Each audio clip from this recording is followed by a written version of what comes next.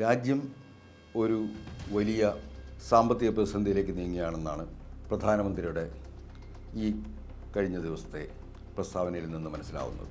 അതായത് ഇന്ധന ഉപയോഗം കഴിയുന്നത്ര കുറയ്ക്കുക, വർക്ക് അറ്റ് ഹോം പ്രോത്സാഹിപ്പിക്കുക, ഇത്തരത്തിലുള്ള കാര്യങ്ങൾ ചെയ്യണമെന്നാണ് പ്രധാനമന്ത്രി ജനങ്ങളെ അഭിസംബോധന ചെയ്തുകൊണ്ട് പറഞ്ഞത്. എന്താണ് ഈ പ്രതിസന്ധി ഇന്ന് ഉടലെടുക്കാനുള്ള കാരണം? ഇപ്പോൾ ഒറ്റവാക്കിൽ പറയുമ്പോഴും പ്രധാനമായിട്ട് പറയുന്ന കാര്യം പശ്ചിമേഷ്യ യുദ്ധവുമായി ബന്ധപ്പെട്ടിട്ടുള്ള ഇന്ധന വർധനവും അതുപോലെ യുദ്ധവുമായിട്ട് ബന്ധപ്പെട്ട് വന്നിട്ടുള്ള പ്രശ്നങ്ങളുമാണ് ഇതിന് കാരണമെന്നാണ് പറഞ്ഞു വെക്കുന്നത്. എന്നാൽ അത് പൂർണ്ണമായും ശരിയാണ്. ഇപ്പോൾ വലിയ തുകയാണ് ഇന്ധന ഇറക്കുമതിക്ക് വേണ്ടി വരുന്നത്. ഇപ്പോൾ $108 ഒരു ബാരൽ ക്രൂഡ് ഓയിലിൻ്റെ വില എന്നാണ് പറയുന്നത്. പക്ഷേ നമ്മളൊരു കാര്യം ആലോചിച്ചാൽ 2014 ഇന്ത്യയിൽ 55 രൂപ ക്രൂഡ് ഓയിൽ ഉണ്ടായിരുന്ന കാലത്ത് $108 വില ഉയർന്നിരുന്നു. അന്ന് നമ്മൾ 55 രൂപക്കാണ് ഇവിടെ പെട്രോൾ വിറ്റുകൊണ്ടിരുന്നത്. ഇപ്പോഴും ആ വിലയിലാണ് എത്തിയിരിക്കുന്നത്, $108. ഇപ്പോൾ നമ്മൾ വിൽക്കുന്നത് 100 രൂപയുടെ മുകളിലാണ്. അപ്പോൾ അതുമാത്രമാണോ കാരണം? അതുമാത്രമാണോ വലിയ സാമ്പത്തിക പ്രതിസന്ധി ഉണ്ടാക്കിയത്? അതിന് പറയാവുന്നൊരു കാരണം, ഇപ്പോൾ $1 95 രൂപയോളം നിരക്കിലാണ് നമ്മുടെ രൂപ നിൽക്കുന്നത്. അന്ന് അത് 60 രൂപയായിരുന്നു. അപ്പോൾ ഇതിൽ വരുന്ന വ്യത്യാസം അത് സ്വാഭാവികമായി കുറേയൊക്കെ ശരിയാണ്. പക്ഷേ നമ്മൾ മറ്റൊരു കാര്യം ആലോചിക്കേണ്ടത്, 2008-2009 കാലഘട്ടത്തിൽ ലോകത്തിൽ വലിയ സാമ്പത്തിക പ്രതിസന്ധി ഉണ്ടായി. സ്റ്റാൻ മോർഗൻ അടക്കമുള്ള വലിയ സ്വകാര്യ ബാങ്കുകൾ അമേരിക്കയിൽ തകർന്നു. ലോകമാകെ സാമ്പത്തിക വിപണി തകർന്നു നിൽക്കുന്ന സാഹചര്യത്തിലും ഇന്ത്യൻ ബാങ്കുകൾക്കൊന്നും സംഭവിച്ചില്ല. ഇന്ത്യയിലെ സാമ്പത്തിക സ്ഥിതിയിൽ പ്രത്യേകിച്ച് ഒരു ഇമ്പാക്റ്റും ഉണ്ടായില്ല. അപ്പോൾ അതിന് കാരണം എന്തായിരുന്നു? നമ്മൾ നോക്കുകയാണെന്നുണ്ടെങ്കിൽ 2008 വലിയ തകർച്ചയായിരുന്നു. ലോക ബാങ്കിങ് രംഗത്ത് വലിയ തകർച്ചയായിരുന്നു. അമേരിക്കയിലും അതുപോലെ യൂറോപ്പിലൊക്കെ വലിയ സാമ്പത്തിക പ്രശ്നങ്ങളുണ്ടായി. പക്ഷേ അതിൽ നിന്ന് ഇന്ത്യ മാറി നിന്നു. അതിന് കാരണം നമ്മുടെ ഒരു തരത്തിലുള്ള പ്രൊട്ടക്റ്റീവ് പോളിസി ആയിരുന്നു. നമ്മുടെ പൊതുമേഖലാ ബാങ്കുകൾ വളരെ സ്ട്രിക്റ്റായിട്ടുള്ള നോംസ് അനുസരിച്ചുകൊണ്ട് മൂലധന വ്യവസ്ഥയിലേക്ക്, അന്താരാഷ്ട്ര മൂലധന വ്യവസ്ഥയിലേക്ക് മാറാതെ നിന്നതിൻ്റെ ഫലമാണ് നമുക്ക് ഇവിടെ ആ തകർച്ച ഒഴിവാക്കാൻ സാധിച്ചത്. എന്നാൽ ഇന്നത്തെ സ്ഥിതി അതല്ല.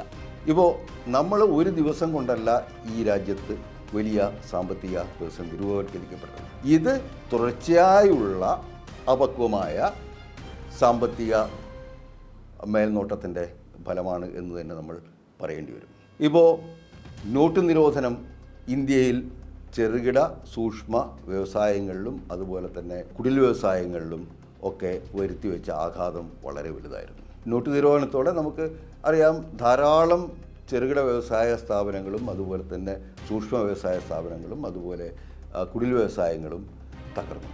ആ തകർച്ചയിൽ നിന്ന് നമ്മൾ ഇതുവരെ മോചനം നേടിയിട്ടില്ല എന്ന് ആദ്യമായിട്ട് നമ്മൾ മനസ്സിലാക്കണം.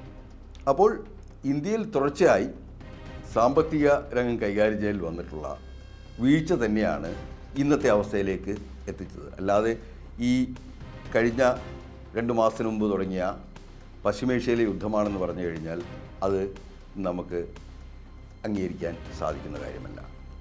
നേരത്തെ തന്നെ നോട്ട് നിരോധനം മുതൽ ഇങ്ങോട്ട് നടത്തിയിരിക്കുന്ന പല സാമ്പത്തിക പരിഷ്കാരങ്ങളും നമുക്കറിയാം. ഇന്ത്യയിലെ പ്രധാന വരുമാന സ്രോതസ്സോ അല്ലെങ്കിൽ ജനങ്ങളുടെ തൊഴിലോ വലിയ വ്യവസായങ്ങളോ അതുപോലെ കച്ചവട സ്ഥാപനങ്ങളോ അല്ല. ഇന്ത്യയിൽ കാർഷിക രംഗമാണ്, അതും അസംഘടിത തൊഴിലാളികളുള്ള കാർഷിക രംഗമാണ് ഏറ്റവും കൂടുതൽ ജനങ്ങൾക്ക് തൊഴിൽ നൽകുന്നത്. ഇന്ത്യയിലെ ഒരു 90% ജനങ്ങളും കാർഷിക സമ്പദ് വ്യവസ്ഥയെ ആശ്രയിച്ചാണ് ജീവിക്കുന്നത്.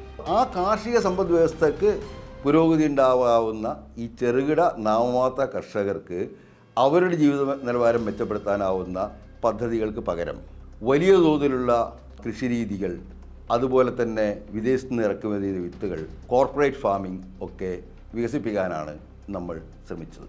അതിൻ്റെ ആഘാതമാണ് ഇപ്പോൾ കാർഷിക മേഖലയിൽ നമ്മൾ കണ്ടുകൊണ്ടിരിക്കുന്നത്. വ്യവസായ മേഖലയിലാകട്ടെ വലിയ വ്യാവസായിക ഭീമന്മാർക്ക് ഒട്ടേറെ ഇളവുകൾ നൽകിക്കൊണ്ട് വലിയ കമ്പനികൾ സ്ഥാപിക്കാനും പൊതുമേഖലാ സ്ഥാപനങ്ങൾ, വിമാനത്താവളങ്ങളടക്കം ഉള്ള അതുപോലെ ഹാർബറുകൾ ഇവയെല്ലാം തന്നെ സ്വകാര്യ ഉടമസ്ഥതയിലേക്ക് കൊണ്ടുവരുവാനും ഉള്ള ശ്രമമുണ്ടായി. അതിൻ്റെ ഫലമായിട്ട് തന്നെ പൊതുമേഖലയിലെ സ്ഥാപനങ്ങളും വളരെ കുറഞ്ഞു വന്നു. അപ്പോൾ ഇത്തരത്തിൽ ഇത് കുറേ കാലമായി നടന്നുകൊണ്ടിരിക്കുന്ന, ഇപ്പോൾ 2014 മുതൽ നടന്നുകൊണ്ടിരിക്കുന്ന വിവിധ സാമ്പത്തിക പ്രവർത്തനങ്ങളുടെ ഫലമായാണ് നമ്മൾ ഇന്ന് ഒരു സാമ്പത്തിക പ്രതിസന്ധിയെ അഭിമുഖീകരിക്കുന്നതെന്ന് പറഞ്ഞാൽ അത് ഒരിക്കലും തെറ്റാവില്ല. അപ്പോൾ ഇത്തരത്തിലുള്ള കുറേയധികം പ്രവർത്തനങ്ങളുടെ ഫലമാണ് നമ്മൾ ഇന്ന് വലിയ സാമ്പത്തിക പ്രതിസന്ധിയിലാണ് എന്ന് പറയുന്നതിൻ്റെ കാരണം. അല്ലാതെ നമുക്ക് ഒരു ചെറിയ കാര്യം മാത്രം, ഇപ്പോൾ പെട്രോളിൻ്റെ ഇറക്കുമതി, ക്രൂഡ് ഓയിലിൻ്റെ ഇറക്കുമതി കുറയുന്നു, അതിന് വില കൂടുന്നു എന്നുള്ള ഒറ്റ കാരണം കൊണ്ട് മാത്രം നമ്മുടെ സാമ്പത്തിക നില ഇതുപോലെ പ്രതിസന്ധിയിലാവില്ല. കാരണം 2008 ലോകം മുഴുവൻ ബാങ്കിങ് വ്യവസായം തകർന്നപ്പോഴും ഇന്ത്യയിലെ ബാങ്കുകൾ പിടിച്ചു നിന്നു. പക്ഷേ ഇനി അത് സാധ്യമാണോ എന്ന് ചോദിച്ചു കഴിഞ്ഞാൽ സാധ്യമല്ല എന്ന് തന്നെ നമുക്ക് പറയേണ്ടി വരും. കാരണം ഇന്ത്യയിലെ പൊതുമേഖലാ ബാങ്കുകളുടെ എണ്ണം ഇപ്പോൾ കാര്യമായിട്ട് കുറഞ്ഞിരിക്കുകയാണ്. ഉള്ള ബാങ്കുകളെല്ലാം തന്നെയും ഈ വ്യവസായ ഭീമന്മാർക്കാണ് കണ്ണടച്ച് ലോൺ കൊടുത്തിരിക്കുന്നത്. നമുക്കറിയാം, ഇപ്പോൾ ഇവിടെ നിന്ന് ലോൺ എടുത്ത് മുങ്ങിയിട്ടുള്ള ആളുകൾ ആരെയും നമുക്ക് കിട്ടിയിട്ടില്ല. വിജയ് മല്യയെ കിട്ടിയിട്ടില്ല. അതുപോലെ തന്നെ മറ്റ് ധാരാളം ആളുകൾ, ഇപ്പോൾ പുറത്ത് നിൽക്കുന്ന ആളുകളെ ആരെയും തിരിച്ചു കൊണ്ടുവരാൻ നമുക്ക് സാധിച്ചിട്ടില്ല. ഇവരെല്ലാം എടുത്ത ലോണുകളെല്ലാം തന്നെ സാധാരണ നിക്ഷേപകൻ്റെ ലാഭത്തിൽ നിന്നാണ് പോയത്. അപ്പോൾ ഇതേ അവസ്ഥയായിരിക്കും ഇനി അന്താരാഷ്ട്ര തലത്തിലുള്ള ക്രൈസിസ് ഡെവലപ്പ് ചെയ്യുകയാണെന്നുണ്ടെങ്കിൽ. അദാനി ഗ്രൂപ്പ് ഇപ്പോൾ വലിയ ഒരു 1 ലക്ഷം കോടിയുടെ റിഫൈനറി അമേരിക്കയിൽ തുടങ്ങുകയാണ്. അതുപോലെ തന്നെ മറ്റ് പല വ്യവസായ ഗ്രൂപ്പുകളും പല വിദേശ രാജ്യങ്ങളിലും നിക്ഷേപം നടത്തിയിട്ടുണ്ട്. ഇതിനെല്ലാം സാമ്പത്തിക പിൻബലം നൽകുന്നത് ഇന്ത്യയിലെ പൊതുമേഖലാ ബാങ്കുകളാണ്. അപ്പോൾ ഈ സ്വകാര്യ വ്യവസായ സംരംഭകരുടെ പദ്ധതികൾ വല്ലതും കുഴഞ്ഞു പോവുകയാണെന്നുണ്ടെങ്കിൽ അത് പൂർണ്ണമായിട്ട് ബാധിക്കുന്നത് ഇന്ത്യയിലെ സാധാരണക്കാരനെയായിരിക്കും. ഇന്ത്യൻ ബാങ്കുകൾ തകരുക എന്ന് പറഞ്ഞു കഴിഞ്ഞാൽ ഇന്ത്യയിലെ 100 കോടിയിലധികം ജനങ്ങൾ വലിയ സാമ്പത്തിക പ്രതിസന്ധിയിലാവുക എന്നുള്ളതാണ്. ചിലപ്പോൾ അതിൽ കുറച്ച് ആളുകൾ, ഇപ്പോൾ 5-10 കോടി ആളുകൾ ചിലപ്പോൾ ഇതിന് പുറത്ത് നിന്ന് വരും. കാരണം ചിലപ്പോൾ അവർ ഇന്ത്യയിലുള്ള ആളുകളായിരിക്കില്ല. അതുപോലെ അവരുടെ സംരംഭങ്ങളെ ഈ തകർച്ച ബാധിക്കില്ലായിരിക്കാം. ആ രീതിയിലൊക്കെ കുറച്ച് ആളുകൾ ഒഴിഞ്ഞു പോകാമെന്നല്ലാതെ ഇന്ത്യയിലെ ബഹുഭൂരിപക്ഷം ആളുകളുടെയും ജീവിതം വഴിമുട്ടുന്ന അവസ്ഥയിലേക്ക് എത്തും. അതിനാൽ തന്നെ ഇപ്പോഴത്തെ അവസ്ഥ വളരെ ഗൗരവതരമായി പരിഗണിച്ചില്ലെങ്കിൽ, അതിന് പരിഹാരം എന്താണെന്നുള്ളത് തേടിയില്ലെങ്കിൽ സാമ്പത്തിക തകർച്ച വലിയ ഒരു യാഥാർത്ഥ്യമായി നമ്മുടെ മുന്നിൽ നിൽക്കുക തന്നെ ചെയ്യും.